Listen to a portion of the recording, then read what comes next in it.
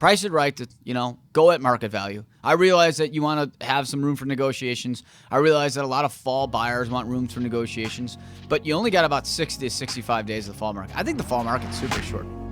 This is Laricy Live, and I'm your host, Matt Laricy, giving you unfiltered access to the world of real estate. We cover market trends, news, and give you the honest answers that will keep you ahead of the real estate game. So today we are talking about the fall push. The fall push is a big thing I talk about every year, and it's a very relevant topic for where we're at. And we got a list of questions we're going to read off, kind of talking about what the fall push is. So first question is, what is the fall push? So the fall push is what happens right after Labor Day. Everybody gets back from holidays. They've been traveling for summer, enjoying it, living it up, partying with their bros. It's been having a great time. Parents had their kids go back to school. Everybody's kind of settled down, and then you get back after Labor Day that week. You kind of catch up, and then you kind of look around, and you don't have anything to do. And you're like, okay, well, let's get back into the buying mode. And we see a push of demand come through with people wanting to try and buy a property. Now, at the same time, we see a lot of inventory hit the market because humans use holidays as deadlines, and they try to list their place right after that. And they're like, hey, it's before holiday season. I want to give it one last try, one last hurrah before the holidays hit and try to sell. So that's what the fall push is. It's a kind of little bit of a sprint of demand in the buying pool and a sprint or a flurry of inventory hit the market with sellers. Will we see a normal fall in Chicago real estate? Well, I think we're going to see a little bit slower than normal, than a normal fall in general, solely because the rate bump up, the economy, just the overall housing recession, depression that people are babbling about. That's not technically true for our markets, but I think that'll make it slow it down a little bit. But I do think that we're going to still have a very good fall market, specifically compared to the summer market. I mean, I think the summer market was pretty bad. In fact, I personally had my worst July and August in history for closings. August was really good for contracts pending, but for closings, it was my two worst, and honestly, as long as I can remember. And that's because there were so many people kind of, living up the summer, traveling. We thought it would be the busiest travel season of all time, which it turned out to be. We thought it would be the busiest wedding season of all time, which it turned out to be. We just figured people had to have a lot on their plate. Then you threw in the rise in the interest rates and the rocky economy, and people kind of took a step back. But I do think that the fall market will be a little bit more normal, albeit not as normal as usual due to the rates. But I do think it's going to be a strong fall. What types of buyers are common in the fall? Deal seekers. Buyers in the fall tend to be a lot of people who thought the spring market was too hot. They thought everything was inflated. And then so fall buyers tend to be the sky is falling type of buyers. They tend to want to try to get a deal. They tend to think that no matter what happens, the market's going to drop consistently. They tend to think that, if there's, $500 worth of inspection items, it should be $5,000. They tend to have more outside influences that their parents or friends told them that this is what's going to happen in the future because they've bought 4 properties in their lifetime and they're experts and they know more than everybody. So that tends to be who the fall buyers are. Now, listen, there's a lot of shitty realtors out there, so I get why people will listen to outside sources, but you got to listen to an expert. I mean, fall buyers sometimes can drive me crazy. No offense to anybody out there, but it can, because they just tell me how everything's going to drop. It happens every year. I'll tell you right now, guys, last fall, we should go back and play a clip when I said, hey, I'm telling you guys right now, I know you think the market's bad, but wait till January. It's going to feel like a rocket ship took off. The market's going to go batshit crazy. Everybody's going to tell me how unbelievable the market is. Okay? I said that last year at this exact time, and then January hit, and the market was freaking bonkers. I used the example. I said, strap in for January 3rd. That was the first Monday back last year. And I said, or this year, and I said, watch what's going to happen. And every fall, though, buyers still tell me, like clockwork, that the market's going to drop. And the other thing that drives me absolutely bonkers is I get a lot of idiot realtors who tell me the same thing. And these are people who've been doing it for 2 or 4 years and aren't educated that much on the marketplace because they haven't seen the cycles. But when people ask me, there's a common question I get every day. Every day somebody goes, how's it going? Right? You see somebody new, or see somebody you haven't seen in a while, you're like, hey, how you doing? And everybody's always like, good, good. And you don't ever hear me like, oh, I'm kind of depressed today. Nobody says that. But like, I always say, I'm all right. Same as usual. It's Groundhog Day. Somebody says, what's it mean Groundhog Day? Every single day is the same. Every day I do the same thing, and every part of the year, every quarter, the same trends happen. And sure, there's a few things here or there that kind of make it kind of change, but every quarter, it's the same shit. And every quarter, the fall demand that we deal with tell me the world's going to end, and I have to try to convince you that I'm right, and then you tell me I'm wrong because you got 4 friends, and then spring hits, and I send you the property that you bought for a discount, and I say, hey, see, I told you, and like, yeah, I kind of knew that was going to happen, and I want to pull my hair out. That's the fall demand. Now, what trends are we going to see this fall? We're going to see a lot of inventory hit the market this fall. That's what we're going to see. We're going to see a lot of inventory hit. We're going to see a lot of demand hit. We're going to see a little spur of multiple bids in certain sectors of the marketplace. And I actually think a big trend we're going to see is buyers coming back to the city, specifically the high-rise markets.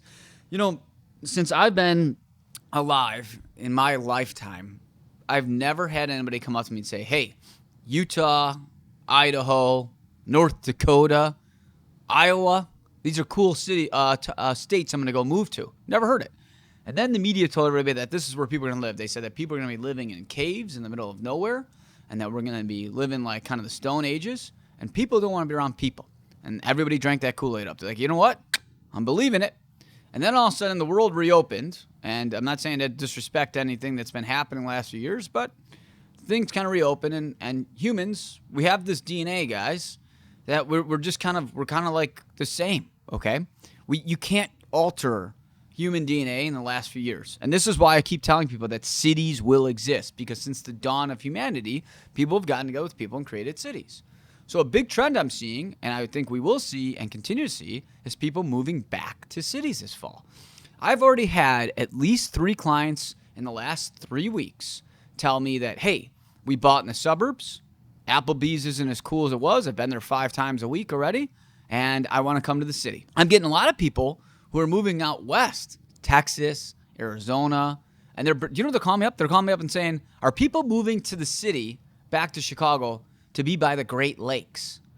And I'm like, first off, I hear Lake Michigan. I don't hear people call it the Great Lakes, but I'm hearing people being like, I want to move back to the Great Lakes. And I'm like, I say, why? Like, what am I missing something? So there's no water out here.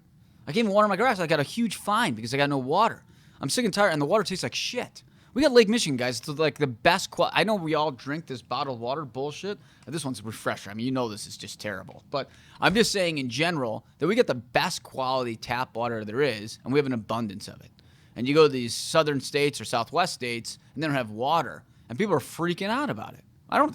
Water's not even brought up about here. That's what I tell my clients. I'm like, what?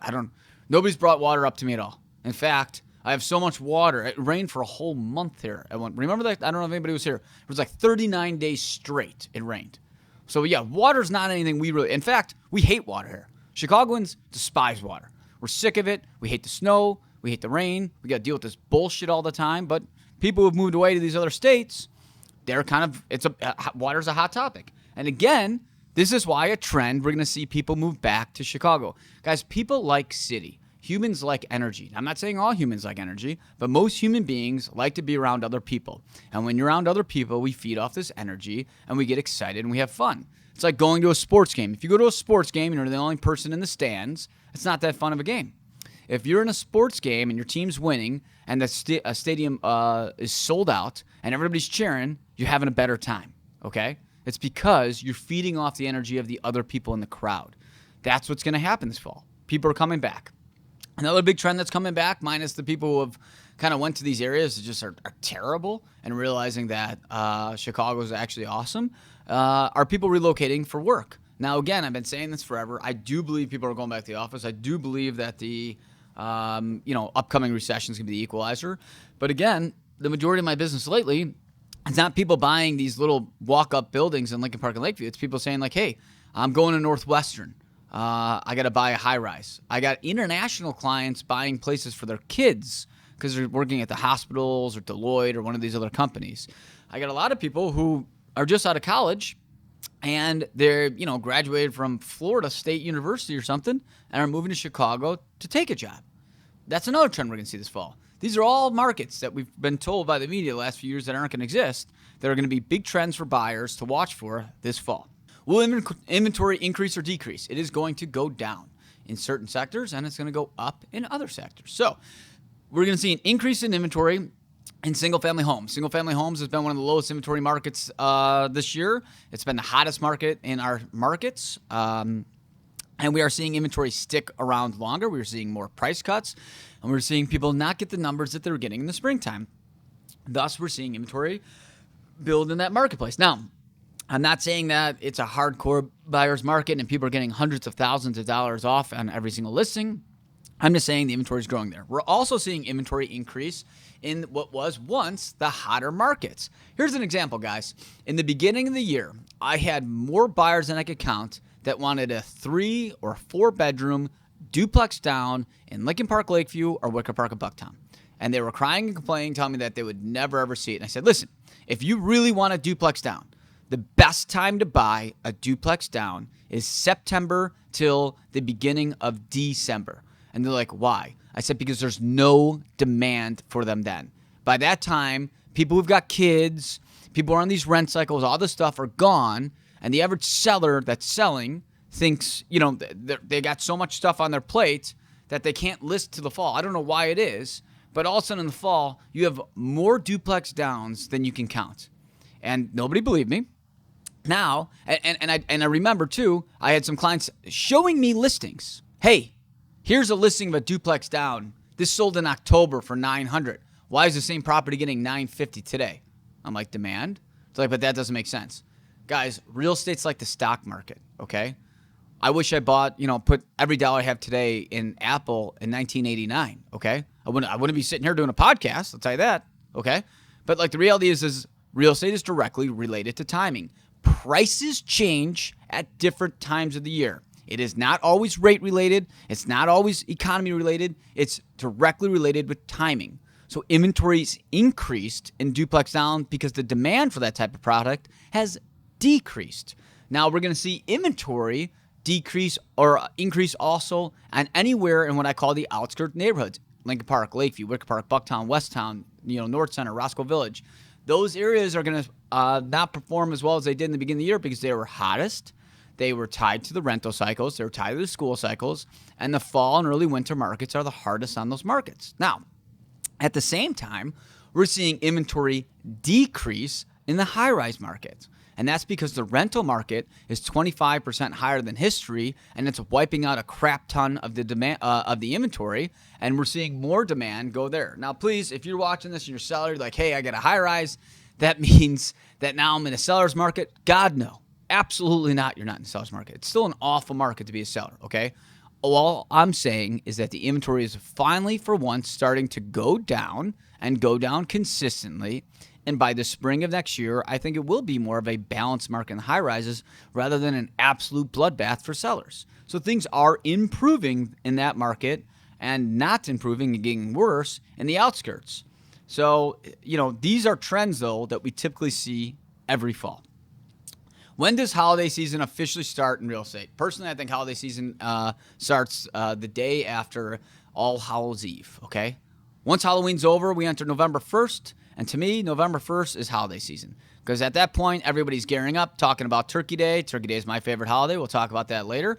Where we will do a White Castle stuffing recipe again this year. But November 1st is when you start talking about, okay, I'm going to be leaving 2 weeks from now. I'm going to be leaving 3 weeks from now, etc. And you're mentally already checked out. I talk about this to people all the time, like people who travel out and stuff like that. I say the reason you're not successful is because you're already mentally checked out. You're mentally already focusing more on Thanksgiving than you are on the work today. And when you do that, you can't be as successful. It's the same thing with real estate. The minute November 1st hits, half the population is kind of already concentrated on like what's Thanksgiving dinner is going to be like, how are we going to split up our time between these two holidays, etc. And then after Thanksgiving, all people are talking about is Christmas and New Year's. And then after the Christmas and New Year's is over, you have the start of what I call the spring market. But holiday season starts day after Halloween. Best seller strategies in the fall, price it right. Price it right to, go at market value. I realize that you want to have some room for negotiations. I realize that a lot of fall buyers want rooms for negotiations, but you only got about 60 to 65 days of the fall market. I think the fall market's super short. Technically, just be honest, guys. I said this, the fall market starts after Labor, like the fall push starts after Labor Day. I think the fall market starts or the fall push starts the day after Labor Day. But I actually think the fall market starts like mid-August because that's when the market gets kind of like slower. And I think kind of like summer's over at that point. But, the fall market is such a short period of time that I think pricing is everything, because once you hit holiday season, like price, demand is just, half of what it is in the fall, and fall is about a third of the demand as it is at the front of the year. So to me, best strategies, have it show ready, priced right at market value. What will we see with pricing for the rest of the year? It always goes down a little bit every single year. And this is another thing where people tell me, prices are dropping, the world's ending, blah, blah, blah, blah, blah.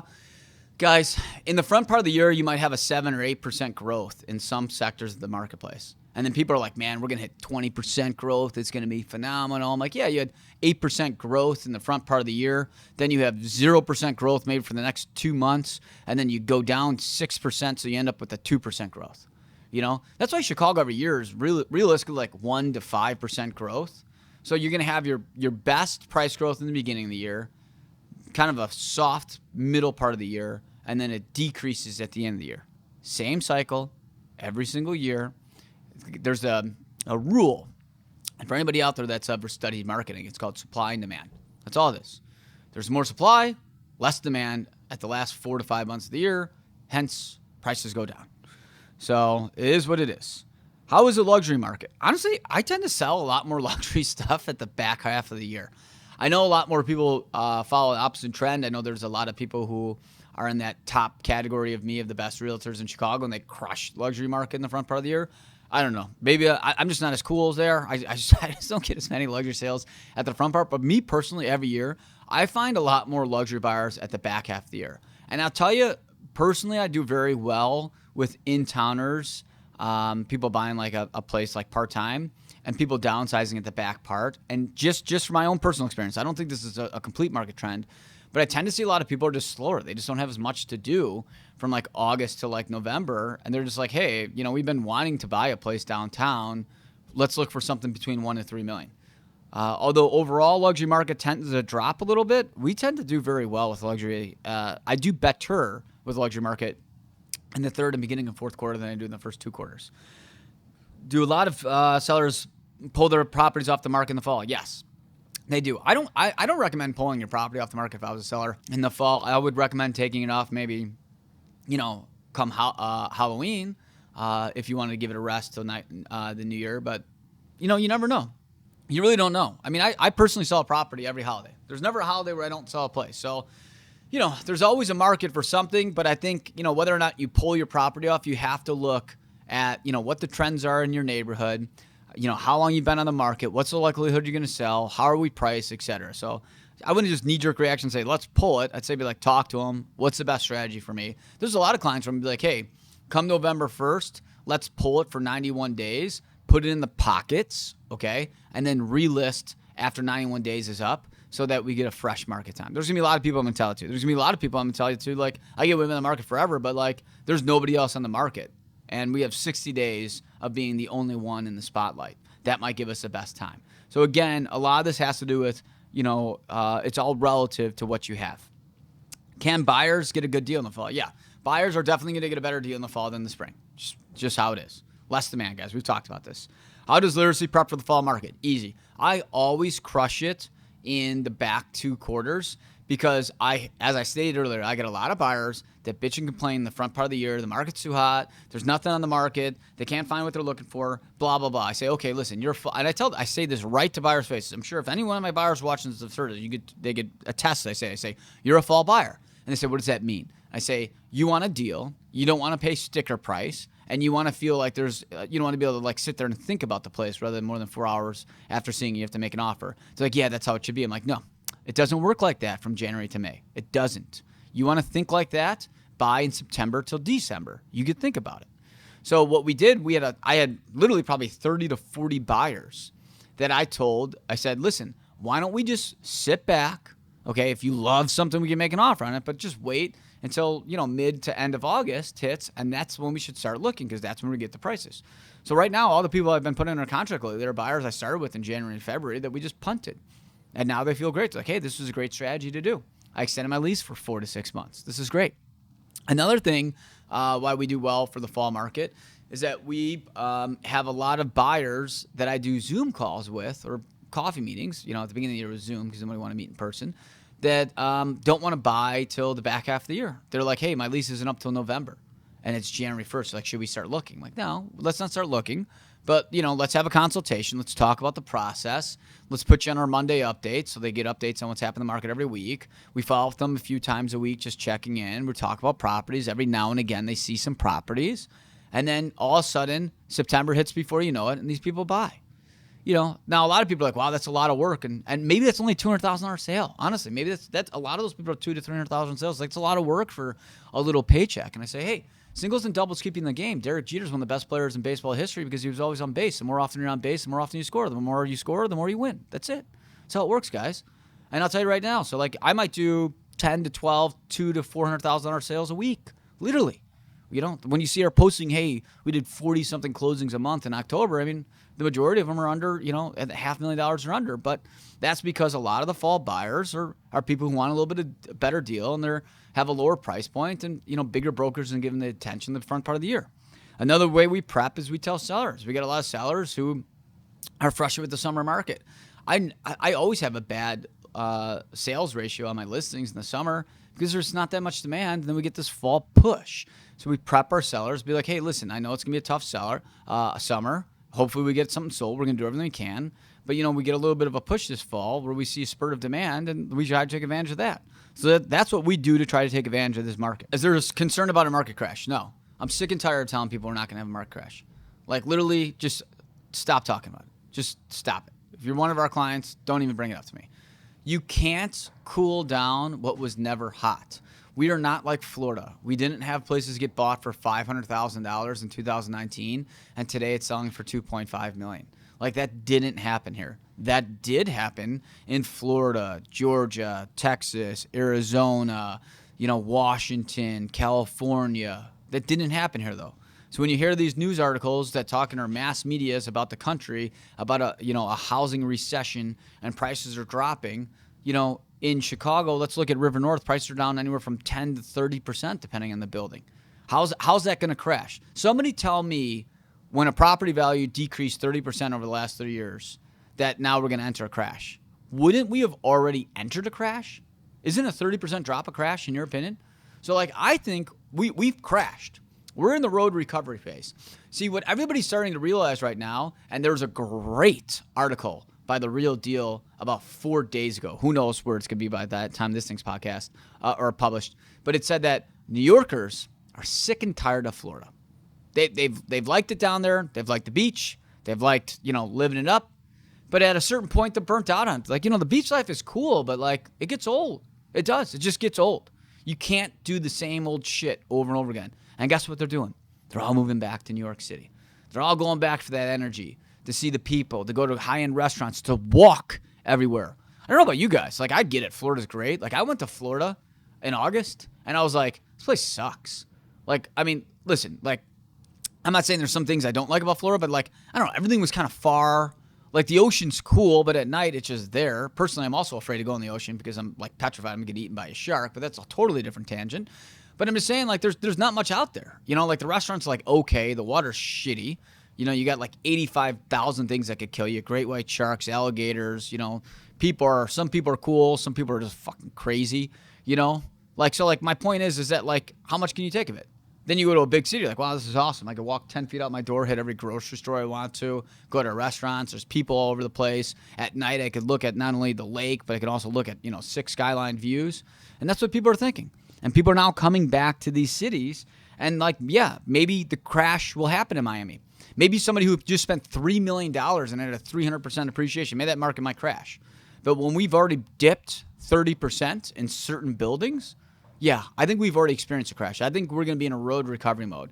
The only market that I think we're going to start seeing prices come down in is the single-family homes in Lincoln Park, Lakeview, Bucktown, and Wicker Park. Sure, that market got a little overinflated in some areas, but again, it didn't go up absolutely, bonkers. It wasn't like other cities. Okay, are we still in the year of the condo? Absolutely, we're in the year of the condo.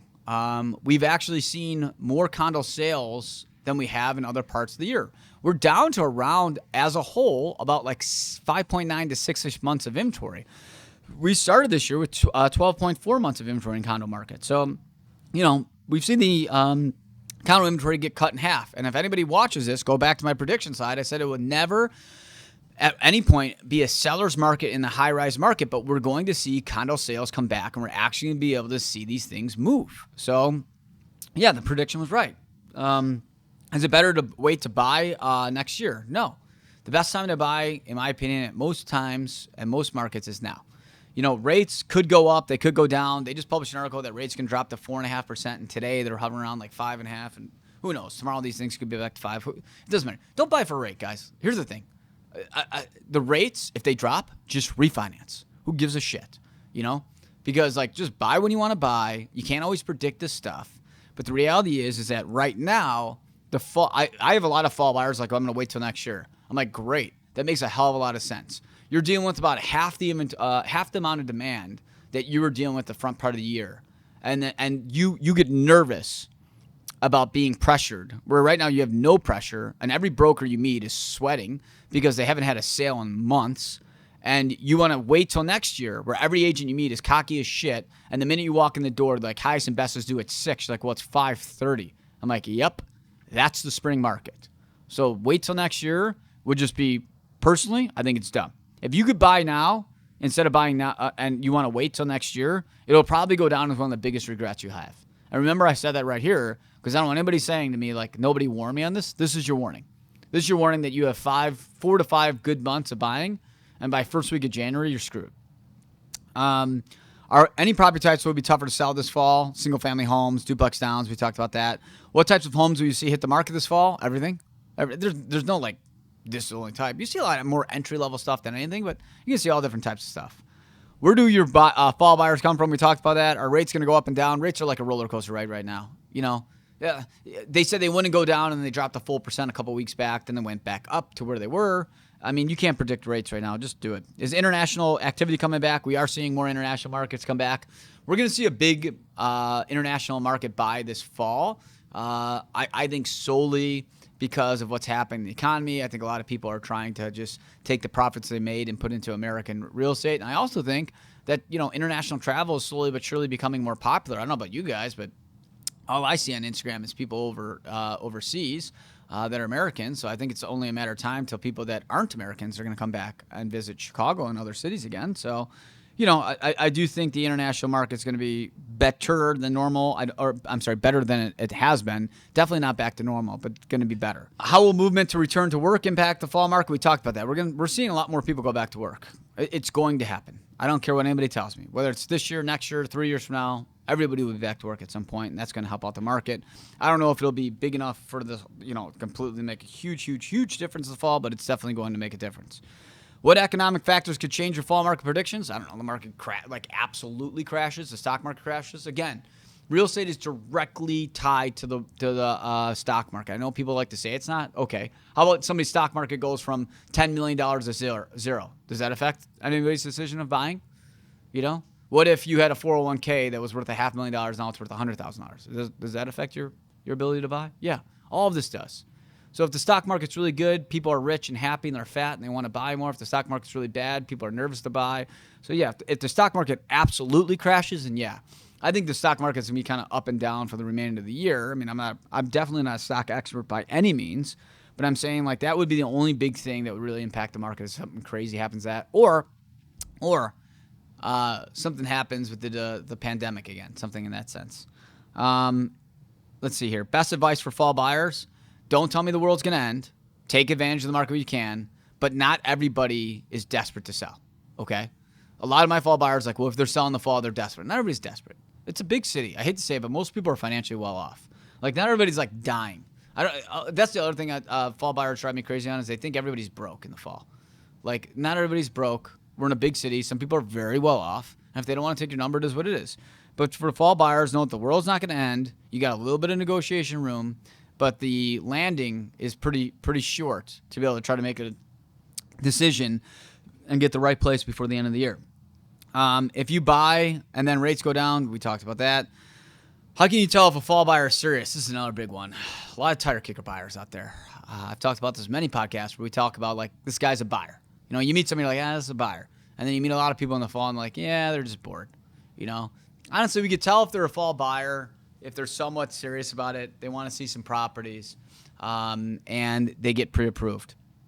If somebody refuses to get pre-approved, they talk about they have a lease to like August of next year, and they tell me that like the stock market's going to crash, rates going to go to 15%, and that the world's going to end, we're usually like, this guy's not a buyer. He's just not. That doesn't mean we won't put up with them. That doesn't mean we won't, talk with them or show them places, but we could usually tell. What are some best tips for fall sellers? We've talked about this, but just to reiterate, price your place right, have it show well, do everything you can to put your best foot forward to sell in this environment. And, sometimes in the fall, there's a little bit of luck as well. But, you partner with somebody that knows what they're doing, can kind of navigate this for you, and make sure you can take advantage of every opportunity you can get this fall. That's it for this week's podcast. Let's see kind of what happens with this fall push. And thanks for listening to Laricy Live.